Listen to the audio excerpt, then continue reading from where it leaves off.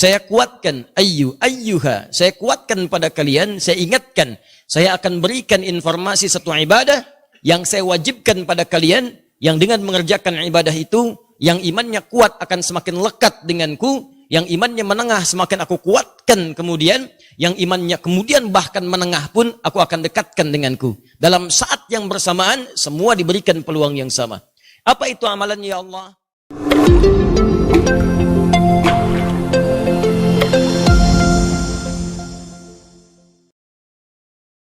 Kita masih di ayat yang 183, bagian terakhir dari paparan Quran surah kedua Al-Baqarah, ayat 183 tentang ayat puasa. Turun di hari Senin di bulan Sya'ban tahun kedua Hijrah. Kita bacakan kembali. A'udzubillahi minasyaitonirrajim.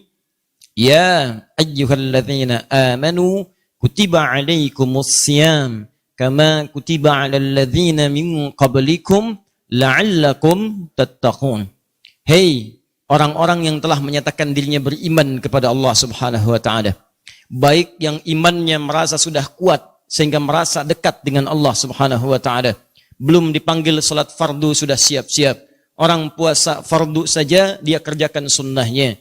Orang baca Quran satu ayat dia baca satu juz dalam setiap harinya. Atau kalau tidak kadang tertinggalkan. Kalau pengen baca Al-Quran, baca. Kalau tidak, yang lainnya kemudian dihabiskan waktu untuk mengerjakan di luar Al-Quran. Maka kata Allah, saya ingatkan, saya kuatkan, ayyuha, saya kuatkan pada kalian, saya ingatkan, saya akan berikan informasi satu ibadah yang saya wajibkan pada kalian, yang dengan mengerjakan ibadah itu, yang imannya kuat akan semakin lekat denganku, yang imannya menengah semakin aku kuatkan kemudian, yang imannya kemudian bahkan menengah pun aku akan dekatkan denganku. Dalam saat yang bersamaan, semua diberikan peluang yang sama. Apa itu amalan ya Allah? Kutiba alaikumussyam. Mulai detik ini, aku akan wajibkan pada kalian untuk menunaikan ibadah puasa. As-syam. Puasa ini bukan puasa biasa. Bukan sekedar menahan dengan bahasa saum ketika diungkapkan. Bukan menahan biasa, tapi puasa yang ada aturannya, puasa yang ada ketentuannya, puasa yang ada keistimewaannya. Ya Allah, apakah kami saja yang puasa? Tidak. Kalian harus buktikan lebih baik daripada orang-orang yang pernah puasa sebelum kalian. Kama kutiba 'alal ladzina min qablikum. Sebelum kalian pun ada yang puasa. Jadi kalian akan merasa ringan karena ada persaingan dalam ibadah. Buktikan kalian lebih baik dibanding umat-umat sebelumnya. La'allakum tattaqun, aku siapkan ibadah puasa ini supaya kalian bisa meningkatkan takwa kepadaku. La'allakum, tapi ingat tidak semua yang puasa itu akan mendapatkan nilai takwa di sisiku kecuali orang yang sungguh-sungguh dan serius dalam menunaikannya. Tattaqun, ya Allah, seperti apa gambaran orang yang sungguh-sungguh, yang serius berhasil meraih derajat takwa itu? Itulah yang coba kita jawab dengan menjelaskan bagian terakhir di ayat ini dengan kalimat tattaqun. Tujuan puasa adalah agar Allah memberikan kesempatan kepada setiap hamba untuk meningkatkan takwanya di hadapan Allah.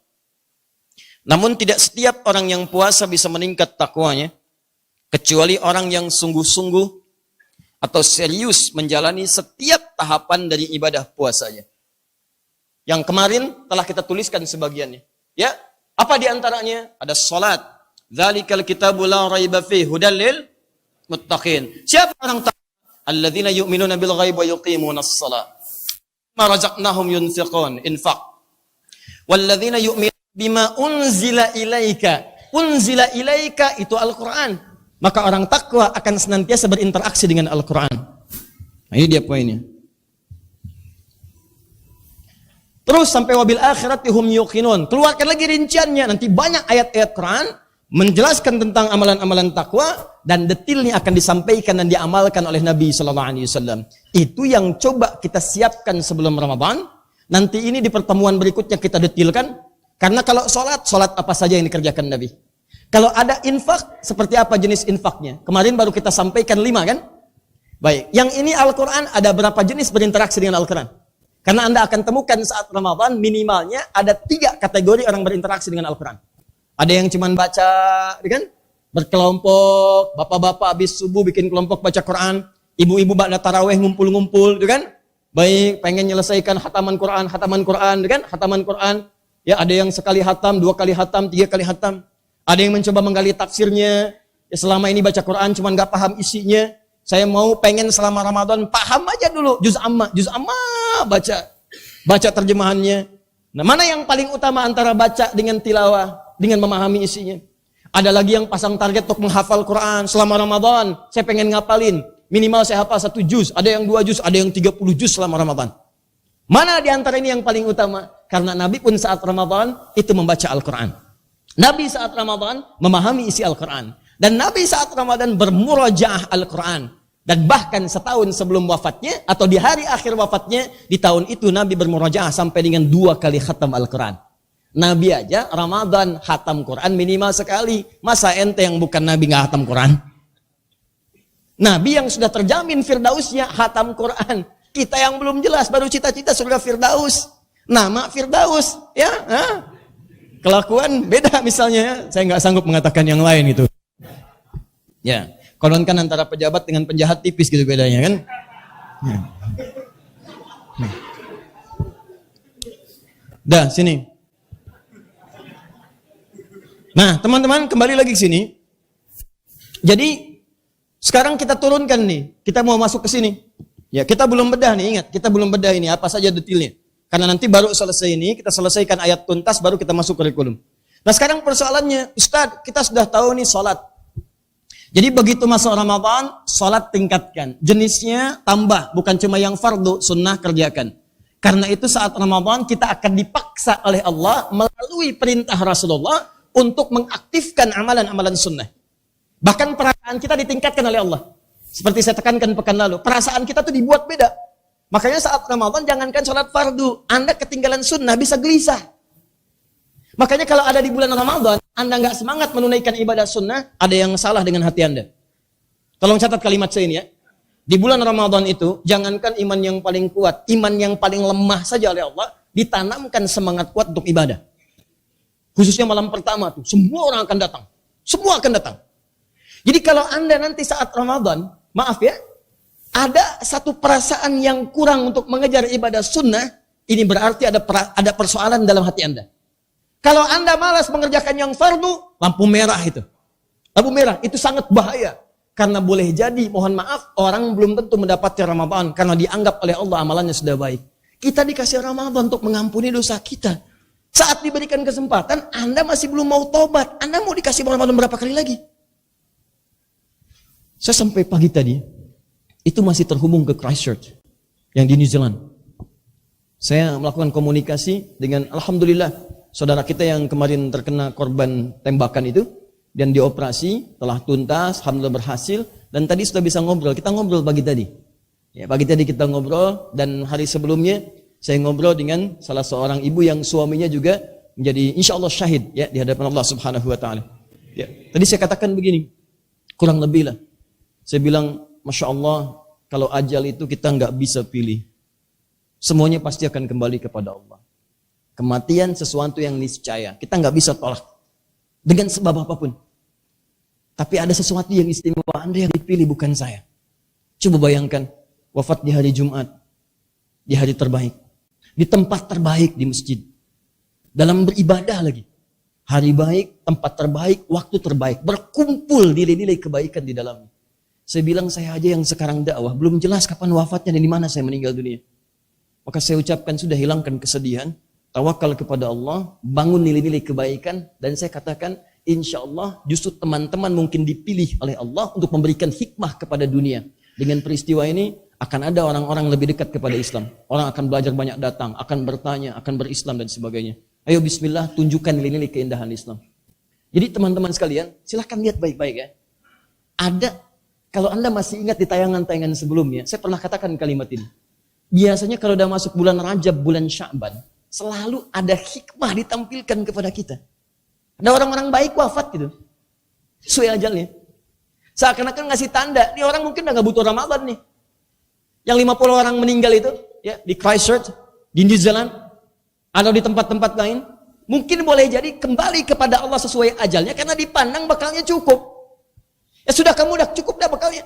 Dosa udah diampuni, amalan udah banyak, pulang ayo sesuai dengan ajalnya. Ya kayak Adi Hidayat, kayak kita ini mungkin masih butuh kesempatan untuk tobat gitu. Dosa kamu banyak nih.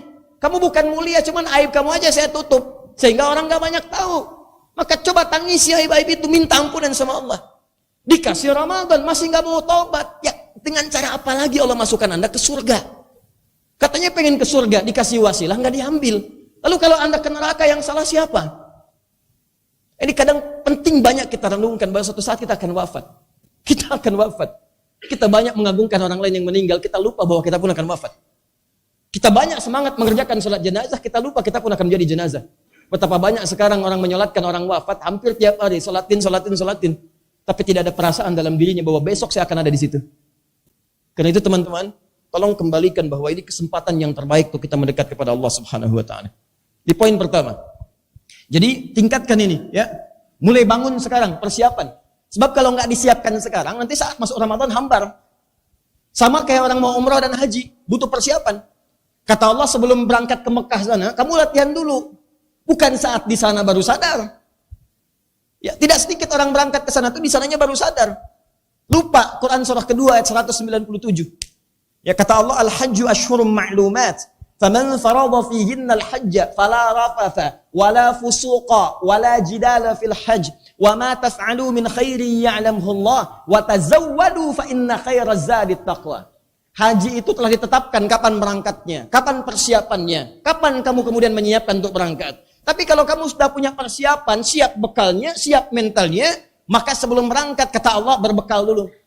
Bekal pertama, ingat-ingat ya, kata Allah, tidak mudah saat kamu akan ada di sana. Fala rafatha, nanti kalau udah nyampe sana, jangan berkata-kata kotor. Cara memahami ayat ini, akan ada di sana nanti kejadian-kejadian yang membuat kamu itu terdorong berkata kotor. Orang kumpul banyak, tiba-tiba lagi tawaf, ya padatnya luar biasa, samping kanan hitam, samping kiri orang besar, kejepit tiba-tiba, ya begitu kejepit sama yang hitam, gak keluar kata-kata yang tidak menyenangkan, non sia hidung, misalnya, yang paling aneh yang dicela pun gak tahu kalimatnya apa, yang satu pakai bahasa Sunda, satu pakai bahasa Afrika, kan dua-duanya gak ada manfaatnya, rafas. Wala fusuqa, jangan berbuat yang menyimpang. Orang tawaf, dia bawa gunting. Subhanallah, depan kemudian kiswah, gunting. Nah, itu kan fusuk. Wala jidal, jangan banyak bertengkar saat haji. Ayo coba lihat, berapa banyak keluarga yang nyampe sana cuma bertengkar kerjaannya. Berapa banyak suami istri nyampe sana cuma ribut nyampe ke Mekah. Kalau di Mekah aja ribut, di mana lagi Anda mendapatkan ketentraman di muka bumi ini? Coba lihat. Wa tazawwadu, silahkan cari bekal kata Allah. Wa ma taf'alu min khairi ya'lamuhu Allah. Kerjakan yang baik-baik. Wa tazawwadu fa inna khairaz zadi taqwa. Berbekal sebelum berangkat, bekal takwa, kumpulin takwa. Sama persis. Rukun Islam yang keempat, puasa. Sebelum masuk Ramadan, berbekal dulu supaya siap nyampe sana. Yang kelimanya haji umrah. Sebelum berangkat siap-siap dulu. Makanya kalau orangnya sebelum haji, sebelum umrah, rajin sholat, tahajud bangun, rajin baca Quran, auranya sudah nampak. Begitu nyampe di Mekah yang dipengenin cuma sholat, baca Quran. Itu. Jadi kalau orang nggak punya persiapan nyampe sana, yang dikejar kurma, gamis lagi, mall lagi. Alhamdulillah, Allah memberikan kelapangan pada saya. Hari ini sholatnya begitu lapang di mall. Kan di masjid jauh-jauh nyampe sana, sholatnya di batas mall, dikirain batas masjid. Kasih garis merah. Sama persis puasa. Kumpulkan. Begitu masuk ke Ramadan, maka kita sudah siap. Anda hadir di dalam Ramadan. Dan siapnya itu, karena Anda sungguh-sungguh, Anda pertahankan itu. Sampai akhir Ramadan. Allah.